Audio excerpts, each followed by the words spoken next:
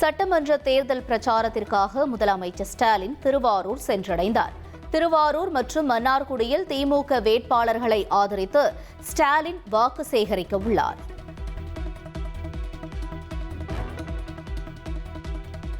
தஞ்சாவூர் அருகே முதலமைச்சர் மு.க.ஸ்டாலின் சென்ற வாகனத்தை தேர்தல் பறக்கும் படையினர் நிறுத்தி சோதனை செய்தனர். சென்னையிலிருந்து விமானம் மூலம் தஞ்சை சென்றடைந்த முதலமைச்சர் அங்கிருந்து சாலை மார்க்கமாக திருவாரூர் சென்றார். அப்போது சாலியமங்கலம் நாள்ரோடு பகுதியில் பாதுகாப்பு பணியில் இருந்த தேர்தல் கண்காணிப்பு குழுவினர் முதலமைச்சரின் வாகனத்தை நிறுத்தி ஆய்வு செய்தனர். சோதனையில் விதி மீறல்களோ ஆவணமற்ற பொருட்களோ இல்லாததால் வாகனம் அங்கிருந்து செல்ல அனுமதிக்கப்பட்டது. இதனைத் தொடர்ந்து முதலமைச்சர் திருவாரூர் சென்றடைந்தார்.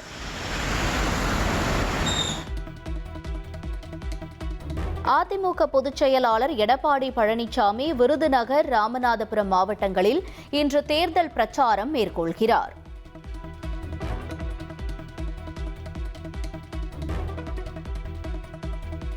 தமிழக வெற்றிக் கழக தலைவர் விஜய் மற்றும் 5000 தொண்டர்கள் மீது தேர்தல் நடத்தை விதிகளை மீறியதாக பெரவள்ளூர் போலீசார் 5 பிரிவுகளின் கீழ் வழக்கு பதிவு செய்துள்ளனர்.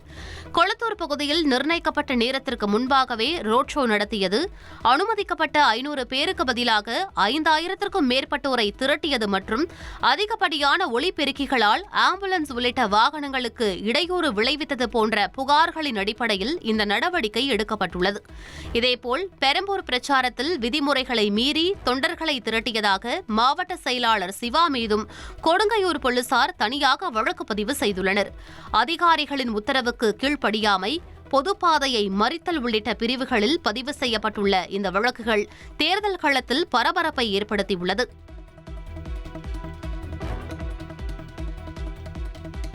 தமிழக வெற்றிக் கழகத்தின் முக்கிய நிர்வாகிகள் இன்று டெல்லி செல்ல உள்ளதாக தகவல் வெளியாகியுள்ளது.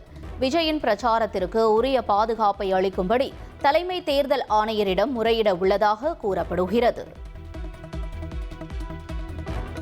சென்னையில் நேற்று நடைபெற்ற தவிக தலைவர் விஜயின் பிரச்சாரத்தில் நடந்த விதிமீறல்கள் குறித்து மாவட்ட தேர்தல் அதிகாரியிடம் விளக்கம் கேட்கப்பட்டுள்ளது. விஜயின் பிரச்சாரத்தில் ஏற்பட்ட இடையூறுகள் குறித்து தலைமை தேர்தல் அதிகாரி விளக்கம் கேட்டுள்ளார்.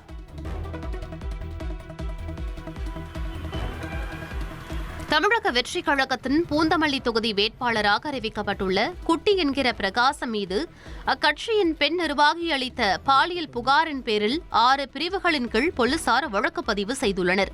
கடந்த ஜூன் மாதம் நடைபெற்ற திருமண விழாவில் தவிக பொதுச் செயலாளர் என் ஆனந்த் முன்னிலையிலேயே தமக்கு பாலியல் சீண்டல் அளிக்கப்பட்டதாக பாதிக்கப்பட்ட பெண் புகார் அளித்துள்ளார். திருவள்ளூர் போலீசார் இதுகுறித்து தீவிர விசாரணை மேற்கொண்டு வரும் நிலையில் பதவி கிடைக்காத விரக்தியில் திட்டமிட்டு பொய் புகார் அளிக்கப்பட்டிருப்பதாக பிரகாசத்தின் தரப்பில் மறுப்பு தெரிவிக்கப்பட்டுள்ளது.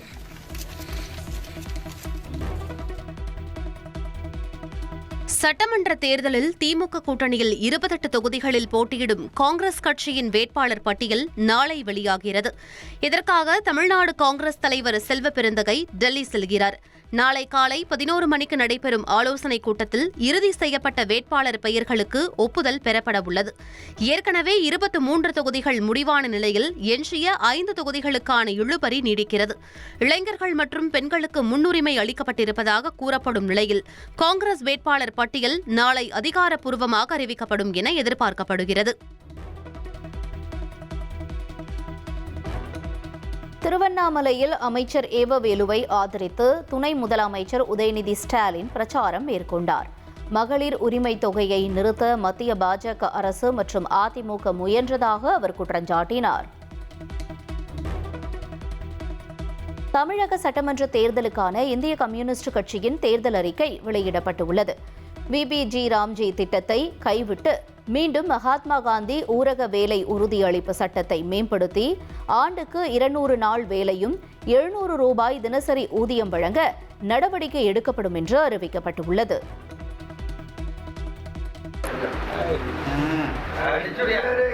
வாக்காளர்கள் வீட்டிலிருந்தே வாக்களிக்க முடியும் என இந்திய தேர்தல் ஆணையம் தெரிவித்துள்ளது. அசாம், கேரளம், புதுச்சேரி ஆகிய 3 மாநில சட்டப்பேரவை தேர்தலை முன்னிட்டு 85 வயதுக்கு மேற்பட்ட முதியவர்கள் மற்றும் மாற்றுத்திறனாளிகள் உட்பட சுமார் 2.3 லட்சம் வாக்காளர்களுக்கு இந்த வசதி வழங்கப்பட்டதாக தெரிவிக்கப்பட்டுள்ளது. ஏற்கனவே இந்த 3 மாநிலங்களிலும் வீட்டிலிருந்து வாக்களிக்கும் வசதி தொடங்கிவிட்ட நிலையில் ஏப்ரல் 5ஆம் தேதிக்குள் நிறைவு பெறும் என கூறப்பட்டுள்ளது.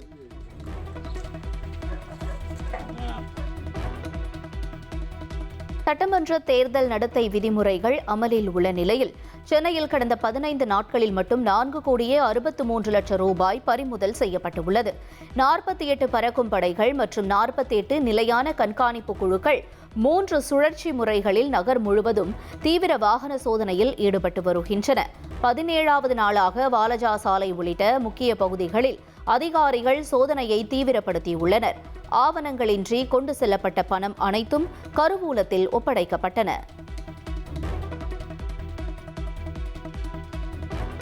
சென்னை பெரம்பூர் ரயில் நிலையத்தில் ஆவணங்களின்றி கொண்டுவரப்பட்ட 8,39,000 ரூபாய் பணத்தை ரயில்வே பாதுகாப்பு படையினர் பறிமுதல் செய்தனர்.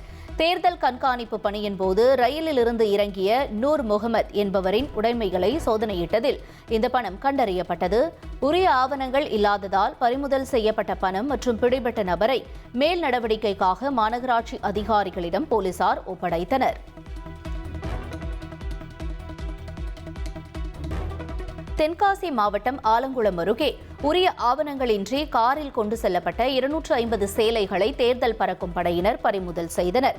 இடைக்கால் பகுதியில் நடைபெற்ற வாகன சோதனையில் செட்டிக்குளம் பகுதியைச் சேர்ந்த சுரேஷ் என்பவர் சிக்கினார். கோயில் திருவிழாவிற்காக சேலைகளை கொண்டு செல்வதாக அவர் தெரிவித்த போதிலும் அதற்கான முறையான ஆதாரங்கள் இல்லாததால் சேலைகள் பறிமுதல் செய்யப்பட்டு ஆலங்குளம் தாலுகா அலுவலகத்தில் ஒப்படைக்கப்பட்டன.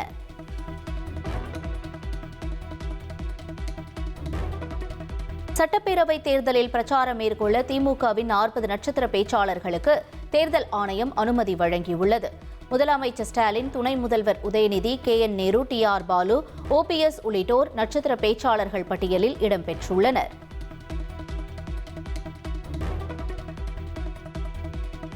மறைந்த முன்னாள் முதலமைச்சர் ஜெயலலிதாவின் ஹைதராபாத் இல்லத்திற்கு மாநகராட்சி அதிகாரிகள் சீல் வைத்துள்ளனர்.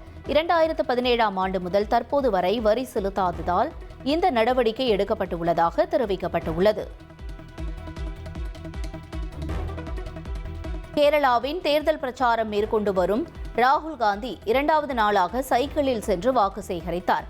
கோட்டயத்தில் பிரச்சார பொதுக்கூட்டத்தில் பேசிய ராகுல், சபரிமலை தங்க கொள்ளை விவகாரத்தில் பிரதமர் மோடி மௌனம் காப்பது ஏன் என்று கேள்வி எழுப்பினார்.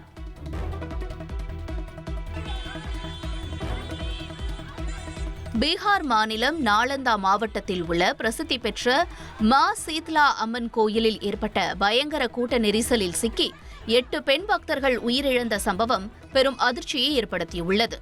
நாலந்தா மாவட்டம் மாக்ரா கிராமத்தில் உள்ள இந்த கோயிலில் இன்று மகாவீர் ஜெயந்தி மற்றும் சித்திரை மாத கடைசி செவ்வாய்க்கிழமை என்பதால் அதிகாலை முதலே ஆயிரக்கணக்கான பெண் பக்தர்கள் திரண்டனர்.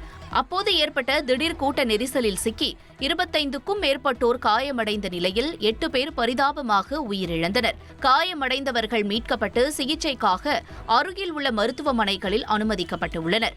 கோயிலில் கட்டுக்கடங்காத கூட்டம் இருந்தும் அதனை முறைப்படுத்த போதிய பாதுகாப்பு ஏற்பாடுகள் செய்யப்படவில்லை என்றும், நிர்வாகத்தின் அலட்சியமே இந்த உயிரிழப்புகளுக்கு காரணம் என்றும் அங்கிருந்த பக்தர்கள் வேதனையுடன் குற்றஞ்சாட்டியுள்ளனர்.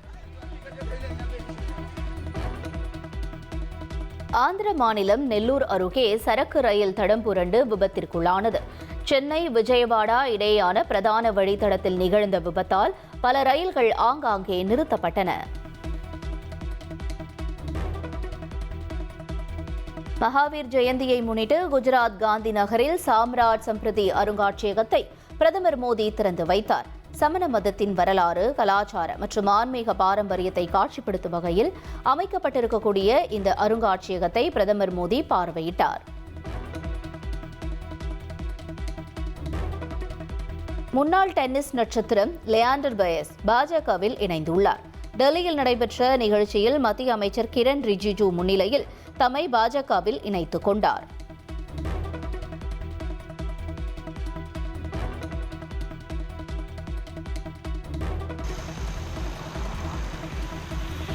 தமிழகம் முழுவதும் இன்று நள்ளிரவு முதல் 60 சுங்கச்சாவடிகளில் சுங்க கட்டணம் உயர்கிறது.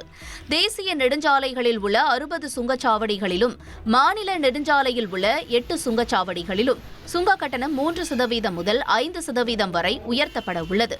சுங்கச்சாவடியில் 5 ரூபாய் முதல் 25 ரூபாய் வரை கட்டணம் உயர்த்தப்படுவதால் தமிழகம் முழுவதும் அத்தியாவசிய பொருட்களின் விலையும் உயரக்கூடும் என்று எதிர்பார்க்கப்படுகிறது. தமிழகம் முழுவதும் தேசிய நெடுஞ்சாலைகளில் 77 சுங்கச்சாவடிகள் உள்ள நிலையில் 60 சுங்கச்சாவடிகளில் கட்டணம் உயர்கிறது. வானகரம், பரனூர், சூரப்பட்டு, நல்லூர், பட்டறை பெரும்புதூர், ஆத்தூர் உள்ளிட்ட சென்னையை சுற்றியுள்ள சுங்கச்சாவடிகளிலும், கப்பலூர், சமயபுரம், நாங்குநேரி உள்ளிட்ட சுங்கச்சாவடிகளிலும் கட்டணம் உயர்வு அமலுக்கு வருகிறது. மீதமுள்ள 17 சுங்கச்சாவடிகளில் செப்டம்பர் 1ஆம் தேதி கட்டணம் உயர்த்தப்படும் என்று தெரிவிக்கப்பட்டுள்ளது.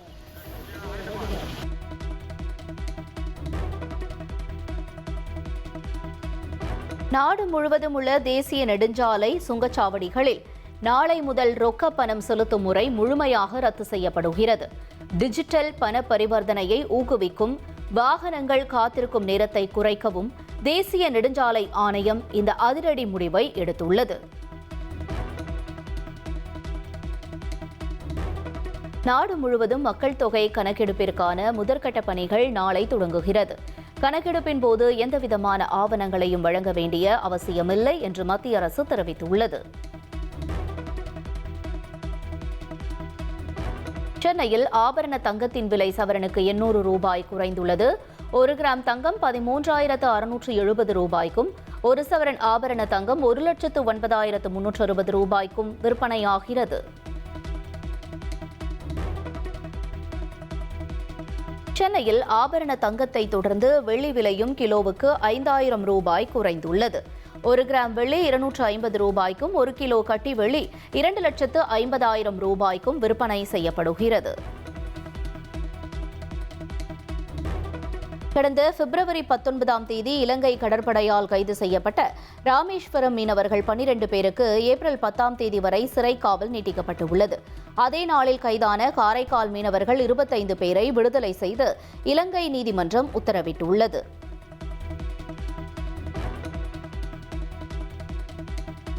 தமிழகத்தில் RTE சட்டத்தின் கீழ் இலவச கல்வி பெறுவதற்கான 2026-27 கல்வியாண்டு மாணவர் சேர்க்கை அட்டவணை வெளியிடப்பட்டுள்ளது. தமிழகத்தில் RTE சட்டத்தின் கீழ் தனியார் பள்ளிகளில் இலவச மற்றும் கட்டாய கல்வி சட்டத்தின் அடிப்படையில் 2026-27 கல்வியாண்டில் மாணவர் சேர்க்கைக்கான அறிவிப்பு வெளியிடப்பட்டுள்ளது. இதில் ஏழை மற்றும் பின்தங்கிய குடும்பங்களைச் சேர்ந்த மாணவர்கள் தனியார் பள்ளிகளில் இலவசமாக கல்வி பயில ஒதுக்கீடு செய்யப்பட்டுள்ளது. அதன்படி தனியார் பள்ளிகளில் LKG அல்லது முதல் வகுப்புகளில் உள்ள மொத்த இடங்களில் 25% RTE சட்டத்தின் கீழ் ஏழை எளிய மாணவர்களுக்கு ஒதுக்கப்பட்டுள்ளது. மேலும் RTE ஒதுக்கீடு மூலம் சேரும் மாணவர்கள் 8ஆம் வகுப்பு வரை இலவசமாக கல்வி பெற முடியும். ஒவ்வொரு ஆண்டும் தமிழகத்தில் சுமார் 80,000 இடங்கள் நிரப்பப்படுகின்றன. இதற்கான மாணவர் சேர்க்கை விண்ணப்பத்தை ஏப்ரல் 20 முதல் மே 18 வரை rte.tnschools.gov.in தளத்தில் எளிதாக பதிவு செய்யலாம் என அறிவித்துள்ளனர். மே 20ஆம் தேதி தகுதி வாய்ந்த விண்ணப்பதாரர்களின் பெயர்கள் மற்றும் நிராகரிக்கப்பட்ட விண்ணப்பங்களின் விவரங்களும் இணையதளத்தில் வெளியிட வேண்டும் என்றும், அதிகமான விண்ணப்பங்கள் பெறப்பட்டிருந்தால் குலுக்கல் முறையில் மே 22ஆம் தேதி மாணவர்கள் தேர்வு செய்யப்பட வேண்டும் என்றும் தெரிவித்துள்ளது.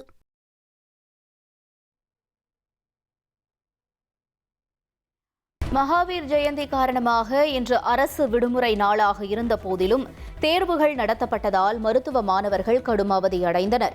தமிழகம் முழுவதும் இறுதி ஆண்டு மருத்துவ மாணவர்களுக்கு தேர்வு நடைபெற்றதாக தெரிவிக்கப்பட்டது. பல தனியார் மருத்துவக் கல்லூரிகள் பேருந்துகளை இயக்காததால் 20 முதல் 30 கிலோமீட்டர் தூரத்திலிருந்து மாணவர்கள் தனியார் வாகனங்களில் கல்லூரிகளுக்கு செல்ல வேண்டிய நிலை ஏற்பட்டதாக கூறப்படுகிறது. விடுமுறை நாளில் தேர்வு நடத்தப்பட்டதற்கும் போக்குவரத்து வசதி இல்லாததற்கும் பெற்றோர் எதிர்ப்பு தெரிவித்ததாக தகவல் வெளியானது.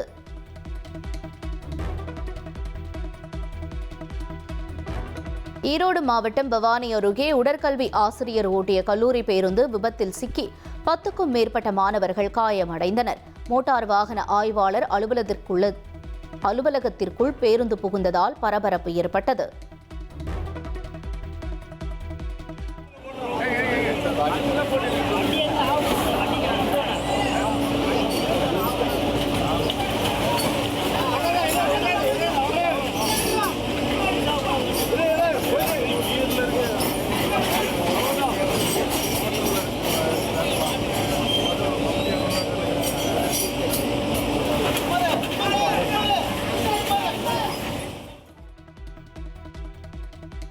பழனி முருகன் கோயிலில் பங்குனி உத்திர திருவிழாவை முன்னிட்டு பல்லாயிரக்கணக்கான பக்தர்கள் குவிந்து வருகின்றனர். விழாவின் முக்கிய நிகழ்வான முருகன் வள்ளி தெய்வானை திருக்கல்யாணம் மாலை திரு ஆவினன்குடி கோயிலில் நடைபெறவுள்ளது. இதையொட்டி தமிழகத்தின் பல்வேறு பகுதிகளிலிருந்தும் பக்தர்கள் காவடி சுமந்தும் கொடுமுடி தீர்த்தம் எடுத்தும் பாத யாத்திரையாக வந்து முருகனை வழிபட்டு வருகின்றனர். கூட்ட நெரிசலை தவிர்க்க 3 நாட்களுக்கு கட்டண தரிசனம் ரத்து செய்யப்பட்டுள்ள நிலையில் 500க்கும் மேற்பட்ட போலீசார் பாதுகாப்பு பணியில் ஈடுபட்டுள்ளனர். பங்குனி உத்திர விழாவின் சிகர நிகழ்ச்சியான தேரோட்டம் நாளை நடைபெறவுள்ளது.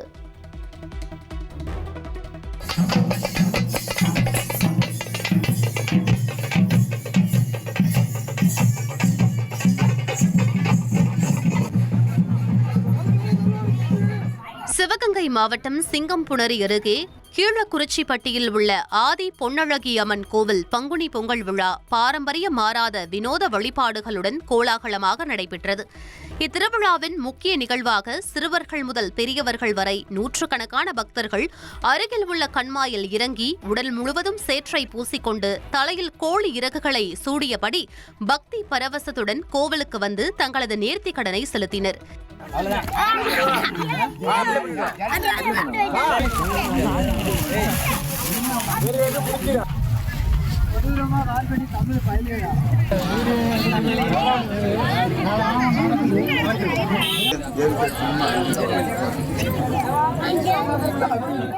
இவ்வாறு சேறு பூசி வழிபட்டால் உடல் ஆரோக்கியம் மேம்படும் என்றும் விவசாயம் செழித்து மழை பொழியும் என்பது இப்பகுதி மக்களின் நம்பிக்கையாக உள்ளது. மேலும் குழந்தை வரம் வேண்டி கரும்பு தொட்டில் கட்டி கோவிலை வலம் வந்தும் பக்தர்கள் வழிபாடு நடத்தினர். சுற்றுவட்டாரத்தை சேர்ந்த ஏராளமான பொதுமக்கள் கலந்து கொண்ட இந்த திருவிழா கிராமப்புறங்களின் தொன்மையான கலாச்சாரத்தை பறைசாற்றும் விதமாக அமைந்திருந்தது.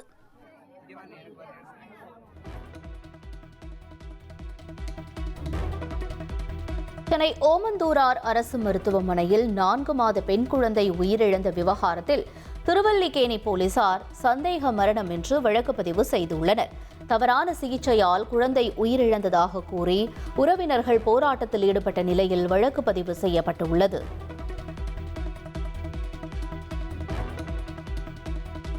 அசாம் சட்டப்பேரவை தேர்தலுக்கான பாஜகவின் தேர்தல் அறிக்கை வெளியிடப்பட்டுள்ளது. மகளிர் உதவித்தொகை 3000 ரூபாயாக உயர்த்தப்படும், பொது சிவில் சட்டம் அமல்படுத்தப்படும் என்று வாக்குறுதி அளிக்கப்பட்டுள்ளது.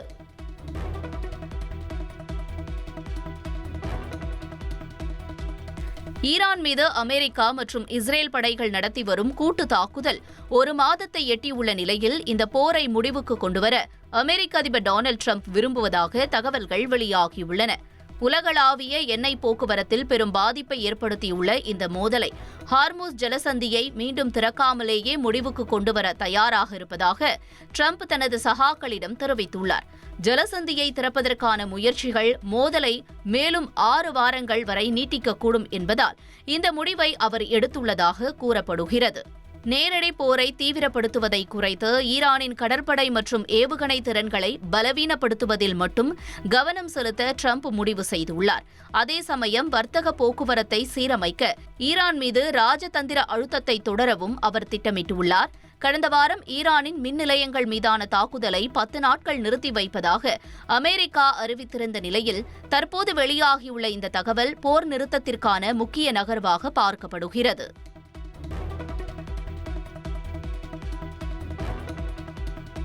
ஈரான் நாட்டின் கடற்படை கப்பல்கள் மற்றும் போர் விமானங்கள் மீது அமெரிக்க ராணுவம் நடத்திய தாக்குதல்கள் குறித்த வீடியோ காட்சிகளை அமெரிக்க மத்திய கட்டளை தலைமையகம் சென்ட்காம் வெளியிட்டுள்ளது. ஈரானின் ராணுவ வலிமையை அளிக்கும் நடவடிக்கைகளை அமெரிக்க படைகள் தொடர்ந்து முன்னெடுத்து வருவதாக அந்த பதிவில் குறிப்பிடப்பட்டுள்ளது.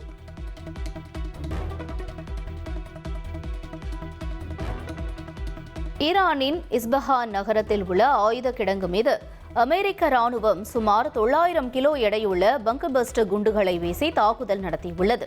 யுரேனியம் செறிவூட்டும் அணுசக்தி மையங்கள் உள்ள நகரம் மீது நடத்தப்பட்ட தாக்குதல் சர்வதேச அளவில் பதற்றத்தை ஏற்படுத்தியிருக்கிறது. 3000க்கும் மேற்பட்ட கடற்படை வீரர்களுடன் அமெரிக்காவின் அதிநவீன போர்க்கப்பல் இந்திய பெருங்கடல் வழியாக மத்திய வளைகுடா நாடுகளை நெருங்கியுள்ளது. தரைப்படை தாக்குதலை தொடங்கும் நோக்கத்துடன் அமெரிக்க போர்க்கப்பல் அனுப்பி வைக்கப்பட்டுள்ளதாக கூறப்படும் நிலையில் மேற்காசியாவில் பதற்றம் மேலும் அதிகரித்துள்ளது.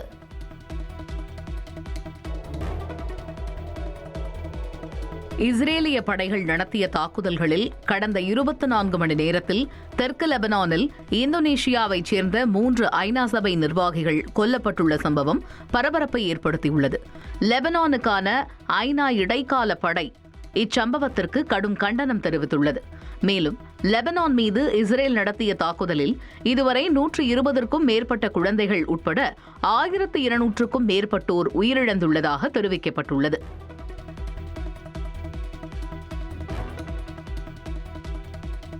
அமெரிக்காவின் கலிபோர்னியாவில் உள்ள கிராக்ஹெட் பகுதியில் ட்ரக் ஒன்று கட்டுப்பாட்டை இழந்து விபத்திற்கு உள்ளானது. வர்ஜீனியா வீதியில் அதிவேகமாக வந்த அந்த ட்ரக் 2 கார்கள் மீது மோதியதுடன் குடியிருப்பு பகுதிக்குள் புகுந்தது. நல்வாய்ப்பாக வீட்டில் இருந்தவர்கள் உயிர் தப்பிய நிலையில் விபத்திற்கான காரணம் குறித்து போலீசார் விசாரணை மேற்கொண்டு வருகின்றனர்.